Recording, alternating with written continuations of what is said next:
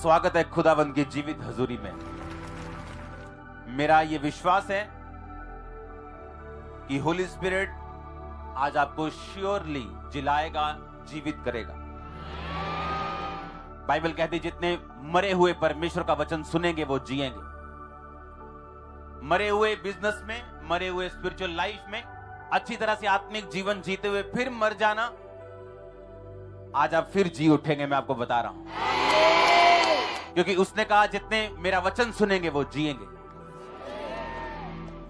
अगर आपकी फैमिली टूट चुकी है, आपको किसी काउंसलर की नहीं जो आपकी काउंसलिंग कर सके, आपको वर्ड ऑफ गॉड की जरूरत है। अगर काउंसलिंग से हल हो जाते तो ऐसे लोग जिनके पास करोड़ों की प्रॉपर्टी थी वो कभी आत्महत्या ना करते, क्योंकि वो परमेश्वर के वचन से दूर थे और वचन ही है जो उनको आजाद करता है। बैठ जाओ अपने शरीर में और बोलो, जो वचन मैं सुनूं वो मेरे लिए हो, मेरे घराने के लिए हो। प्रभु यीशु मसीह, ये वचन मुझे कभी सेम ना रहने दे। प्रभु यीशु मसीह के पवित्र नाम में हम मांगते हैं। प्रेरितों के काम 9 उसकी 1 आयत में लिखा, शाऊल जो अब तक प्रभु के चेलों को धमकाने और घात करने की धुन में था, महायाजक के पास गया और उसने दमिश्क के आराधनालयों के नाम इस अभिप्राय की चिट्ठियां मांगी, क्या पुरुष क्या स्त्री जो इस पंथ पर आए उन्हें बांध कर यरूशलेम ले जाएं। चलते चलते वह दमिश्क के निकट पहुंचा और एकाएक आकाश से चारों ओर ज्योति चमकी और वह भूमि पर गिरा और ये शब्द सुना, हे शाऊल तू मुझे क्यों सताता है। उसने पूछा, हे प्रभु तू कौन है। उसने कहा, मैं यीशु हूं जिसे तू सताता है। परंतु अब उठकर नगर में जा और जो कुछ तुझे करना होगा वह तुझसे कहा जाएगा। जो मनुष्य उसके साथ थे वो अवाक रह गए, क्योंकि शब्द तो सुनते थे परंतु किसी को देखते ना थे। जब शाऊल भूमि पर से उठा तब उसने आंखें खोली, उसे कुछ दिखाई ना दिया और वे उसका हाथ पकड़कर उसे दमिश्क में ले गए। वो 3 दिन तक ना देख सका, ना खाया ना पिया। दमिश्क में हनन्याह नामक एक चेला था, उससे प्रभु ने दर्शन में कहा, हे हनन्याह। उसने कहा, हाँ प्रभु। प्रभु ने उससे कहा, उठकर उस गली में जा जो सीधी स्ट्रेट कहलाती है और यहूदा के घर में शाऊल नामक एक तरसुस वासी को पूछ, क्योंकि देख वह प्रार्थना कर रहा है। और हनन्याह नामक एक पुरुष को उसने भीतर आते और अपने ऊपर हाथ रखते देखा है, ताकि वह फिर से दृष्टि पाए। हनन्याह ने उत्तर दिया, हे प्रभु, मैं इस मनुष्य के विषय में बहुतों से सुन चुका हूं कि इसने यरूशलेम में तेरे पवित्र लोगों के साथ बड़ी बुराइयां की। यहाँ तक कि प्रधान याजकों की ओर से इसको अधिकार मिला है कि जो लोग तेरा नाम लेते हैं उन सबको बांध ले। परंतु प्रभु ने उससे कहा, तू चला जा, क्योंकि ये अन्य जातियों, राजाओं और इस्राएलियों के सामने मेरा नाम प्रकट करने के लिए मेरा चुना हुआ पात्र है। मैं उसे बताऊंगा मेरे नाम के लिए उसे कैसा दुख उठाना पड़ेगा। तब हनन्याह उठकर उस घर में आया और उस पर हाथ रखकर कहा, हे भाई शाऊल, प्रभु अर्थात यीशु जो तुझे उस रास्ते में जिससे तू आया दिखाई दिया था, उसी ने मुझे भेजा है कि तू फिर से दृष्टि पाए और पवित्र आत्मा से परिपूर्ण हो जाए। और तुरंत उसकी आंखों से छिलके से गिरे और वो देखने लगा और उठकर बपतिस्मा लिया और फिर भोजन करके बल पाया। सब बोलो, ये वचन जो पढ़ा गया मेरी जिंदगी में फल लेके आया। प्रभु यीशु मसीह के पवित्र नाम में ऊंची आवाज से बोलो, आमीन। अब मैं पढ़ूंगा 32 आयत से। फिर ऐसा हुआ, पतरस हर जगह फिरता हुआ पवित्र लोगों के पास पहुंचा जो लुद्दा में रहते थे। उसने एनियास नामक लकवे का एक रोगी देखा जो 8 वर्ष से खाट पर पड़ा था। पतरस ने कहा, हे एनियास, प्रभु यीशु मसीह तुझे चंगा करता है, उठ अपना बिछौना बिछा। और तब वह तुरंत खड़ा हुआ। तब लुद्दा और शारोन के सब रहने वाले उसे देखकर प्रभु की ओर फिरे। याफा में तबीता नामक अर्थात दुर्कास नामक एक विश्वासिनी रहती थी। वह बहुत से भले काम और दान किया करती थी। उन दिनों में वह बीमार होकर मर गई और उन्होंने उसे नहलाकर अटारी पर रख दिया, इसलिए कि लुद्दा याफा के निकट था। चेलों ने ये सुनकर पतरस वहां है 2 मनुष्य भेजकर उससे विनती की, हमारे पास आने में देर न कर। तब पतरस उनके साथ हो लिया और जब पहुंचा तो उसे अटारी पर ले गए और सब विधवाएं रोती हुई उसके पास खड़ी हुई और जो कुर्ते और कपड़े दुर्कास ने अपने साथ रहते हुए बनाए थे दिखाने लगी।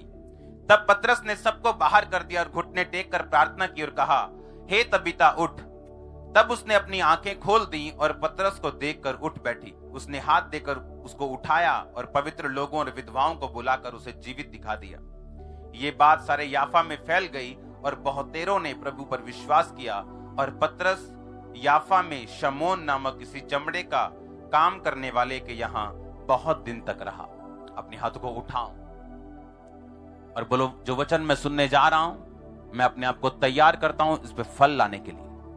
अपने हाथों को उठा के मांगो परमेश्वर से, आपकी प्रार्थना मुझे सुननी चाहिए।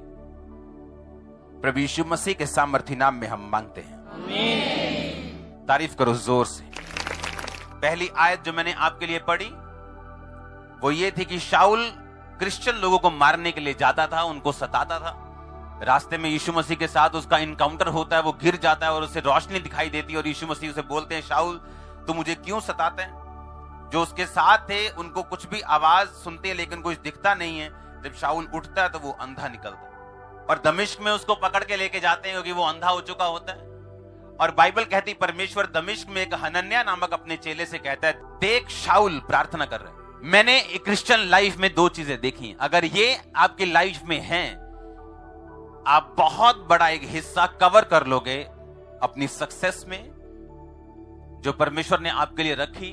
जब परमेश्वर ने आपको बनाया, उसने आपको इस तरह से डिजाइन किया, इस तरह से बनाया, इस तरह से आपकी लाइफ में उसने इवेंट्स को रखा है कि आप हमेशा अपनी जिंदगी में शांति से परिपूर्ण रहें, कंप्लीट, ब्लेस्ड रहें और हील्ड रहें और डिलीवर्ड रहें। यह परमेश्वर का मास्टर प्लान है। उस प्लान तक पहुंचने के लिए, उसको अपनी लाइफ में लागू करने के लिए आपको वर्ड की जरूरत होती है, क्योंकि वचन आपको यह बताता है कि जो परमेश्वर आपकी जिंदगी से चाहता है उसे पूरा कैसे कर सकते हैं आप। अगर अब आप यहां पे देखें, कुछ भी अपने आप नहीं होता। बाइबल कहती परमेश्वर ने हनन्याह से कहा, देख वो अंधा हो चुका है और तू उसके पास जा और एक सीधी गली में जा। एक गली है जो सीधी कहलाती, यानी वो गली बिल्कुल सीधी थी, स्ट्रेट। वहां पे जाके पूछ कि कौन है यहां पे जिसका नाम शाऊल है और वो तरसुस से आया है। उसकी 11 आयत में प्रभु ने उससे कहा, उठकर उस गली में जा जो सीधी कहलाती और यहूदा के घर में जाकर शाऊल नामक एक तरसुस वासी को पूछ, क्योंकि देख वो प्रार्थना कर रहे। पौलुस जो था वो यहूदी था, यहोवा को जानता था और स्पिरिचुअल फॉर्मूलाज को वो जानता था, आत्मिक चीजों को समझने वाला व्यक्ति था। उसे ये मालूम था कि जो घटना मेरे साथ हुई है और परमेश्वर इस घटना में इन्वॉल्व है, मुझे इसको बदलने के लिए, अगर मैं चाहता हूं मैं बदलूं और परमेश्वर मुझे छुए, मुझे गाइड करे, मुझे हील करे, मुझे डिलीवर करे, मुझे प्रार्थना करनी पड़ेगी। एक बड़ा अटैक होने के बाद, एक बड़ा झटका सहन करने के बाद आम लोगों की तरह रोया और चिल्लाया नहीं, डॉक्टर्स के पास नहीं भागा वो, वैद्यों के पास नहीं भागा वो, और 3 दिन से वो प्रार्थना कर रहा था। उसे ये मालूम था कि चाहे परमेश्वर मुझे नाम लेके बुलाए, चाहे परमेश्वर कुछ भी कहे, लेकिन उसकी सारी मर्जियां तब पूरी होंगी जब मैं घुटनों पे प्रार्थना में बैठ जाऊंगा। ऐसा ये पॉसिबल है, ये बिब्लिकल है कि शाऊल 3 साल तक अंधा रहता और 3 साल बाद उसकी आंखें खुलती। ये भी पॉसिबल है कि वो 10 साल अंधा रहता और 10 साल बाद वो मसीह का प्रचार शुरू करता अपनी हीलिंग के बाद। ये भी पॉसिबल है कि वो 1 साल अंधा रहता और 1 साल बाद उसकी आंखें खुलती। पर उसने फैसला किया कि जो काम 1 साल 2 साल में होना है, मैं उसे प्रार्थना करके जल्दी करना चाहता हूं। और उसने देरी नहीं की। उसे मालूम था कि चाहे खुदा का हाथ मेरे पे पड़ा है, चाहे मैं परमेश्वर का चुना हुआ हूं, चाहे मैंने परमेश्वर के काम करने, लेकिन बाइबल कहती परमेश्वर बिना इनविटेशन के इस धरती पर आपकी जिंदगी में काम नहीं करता। क्योंकि बाइबल कहती जब आदम और हवा बनाए गए, उनको पृथ्वी का अधिकार दे दिया गया, उनको धरती दे दी गई। अगर आपके पास 1200 मरले हैं, आपने अपने एक गरीब दोस्त को 2 मरले दे दिए, फिर आप उसके मरले में पूछने नहीं जाते, यार क्या किया 2 मरले का, बेच तो नहीं दिया, घर अच्छा बनाया ना, केयर करते हो प्लॉट की, आप नहीं पूछते, आपने दे दिया उसको। आपको किसी ने अपने बर्थडे पे बुलाया, आपने उसको एक पेन दे दिया, आप 1 साल बाद पूछने नहीं जाते पेन का क्या किया, पूछने जाते हो क्या? परमेश्वर ने धरती आपको दी गिफ्ट के रूप में, वो कभी भी आपकी लाइफ में बिना इन्विटेशन के नहीं आता। इसलिए लोग पूछते कहां है परमेश्वर, ये हो रहा है, कहां है परमेश्वर मेरी लाइफ में, ये हो रहा है, कहां है रब, किथे है रब, दुनिया च हो रहा है। वो बिना इन्विटेशन और बिना प्रार्थना के कभी भी काम नहीं करेगा। और पौलुस ये बात जानता था और बाइबल कहती परमेश्वर ने कहा, हनन्याह मुझे तेरे पास आना पड़ा क्योंकि 3 दिन से एक बंदा प्रार्थना कर रहा है। और अब तुझे जाना पड़ेगा वहां पे, और अब तू जा और एक यहूदा के घर में जा और वहां पूछ शाऊल कौन है जो तरसुस से आया है, और देख तू उस पे हाथ रखेगा और वो चंगा होगा। और लिखा जैसे ही उसने हाथ रखे आंखों से छिलके गिरे और वो चंगा हुआ। और उसके बाद शाऊल जो पौलुस बाद में बना, उसने परमेश्वर का प्रचार करना शुरू किया। अभी उसके पास सामर्थ्य तो वो नहीं थी, वो दान वरदान तो नहीं थे, लेकिन उसने प्रीच करना शुरू किया और परमेश्वर का काम करना शुरू किया। अब आप देख लो आपकी लाइफ में जो परमेश्वर की योजना है, चाहे आप आने वाले दिनों के पौलुस क्यों नहीं, द मोस्ट इंपॉर्टेंट पर्सन क्यों नहीं है, इंडिया में क्रिश्चियन आने वाले, फिर भी परमेश्वर आपकी लाइफ में काम नहीं करेगा और आपकी जिंदगी अड़ी रहेगी और उसी जगह पे स्टक रहेगी जब तक आप प्रार्थना करने का फैसला नहीं करें। और विश्वासियों को यह बात मालूम है कि प्रार्थना बिना पवित्रताई और बिना वचन पे चले उसका कोई फायदा नहीं होता। वो एक असर से रहित प्रार्थना है, इफेक्टलेस प्रेयर है। क्योंकि प्रार्थना तब काम आती है जब परमेश्वर के साथ आपका संबंध सही हो। प्रार्थना एक बल्ब की तरह है। आप अपने घर में बल्ब लगाते हो, एलईडी बल्ब। आपके घर में अंधेरा, दो वजहें हो सकती हैं। एक तो पीछे से लाइट नहीं है, दूसरा आपके घर में बल्ब नहीं है। प्रार्थना बल्ब की तरह है। आपने बल्ब लगा लिया, पर अगर पीछे से लाइट नहीं, मेन चीज से कनेक्शन नहीं, तो भी अंधेरा रहेगा। प्रार्थना बल्ब है और मेन वायर से, मेन खंबे से कनेक्शन परमेश्वर से कनेक्शन की तरह। ये दोनों होने चाहिए, परमेश्वर से कनेक्शन और बल्ब। अंधेरा खत्म हो जाएगा, आप हैप्पी, आप ब्लेस्ड, प्रॉस्पर लोग होंगे। इतनी सिंपल सी बात सुनने से और मानने से। देखो परमेश्वर ने क्या कहा, उस आयत को फिर से पढ़ेंगे। परमेश्वर ने कहा देख, क्योंकि देख वो प्रार्थना कर रहे हैं। अब परमेश्वर अपने वचन से पीछे नहीं हट सकता, क्योंकि बाइबल कहती है मांगो तो दिया। अब वो 3 दिन से लिखा, वो फास्टिंग में। एक तो वो अंधा हो चुका है, घबराहट के अटैक हो रहे हैं, क्योंकि एक आदमी 5 मिनट अपनी आंखें बंद करके यहां घूम के देख लो, आपको घबराहट होनी शुरू हो जाएगी। और वो 3 दिन से अंधा है, बावजूद इसके कि वो वैद्यों के पास भागे और इधर उधर जाए और आंखों को दिखाए, या लाइट पड़ने से शायद कुछ हो गया, उसने 3 दिन फास्टिंग में और बिना खाए बिना पिए वो 3 दिन फास्टिंग में प्रेयर कर रहे हैं। और परमेश्वर को उसकी आवाज सुननी पड़ रही है। और परमेश्वर अपने एक चेले से कह रहा है, जा भाई उठ के जा, मुझे प्रार्थना में ये बंदा तंग कर रहा है, तेरे को जाना पड़ेगा। आज जिन 2 चीजों की मैं आपसे बात कर रहा हूं, ये आपकी लाइफ को चेंज कर देंगे टोटल, अगर आपने ध्यान से सुन ली तो। कहता वो प्रेयर कर रहा है, जाओ उसके पास। क्रिश्चियन लाइफ में प्रेयर आपके वो रास्ते खोलती है जो आपने जिंदगी में कभी नहीं सोचे, जो आपके कॉन्टेक्ट्स नहीं कर सकते, आपका गिफ्ट नहीं कर सकता, आपके बड़े नहीं कर सकते, आपके छोटे नहीं कर सकते, आपके वेल विशर नहीं कर सकते, वो प्रेयर कर सकती है। हालेलुया। अब ये आपके ऊपर है। आपने अपनी दुनियावी समस्याओं का हल आपने इधर उधर भाग के आपने खोजना है, या आपने प्रेयर करने का फैसला करना है। जोर से बोलो हालेलुया। अब पतरस सब जगह फिर रहा है और एक जगह वो बीमार को चंगा करता है, उससे सब लोगों में फैल जाती है बात कि पतरस आया, पतरस आया।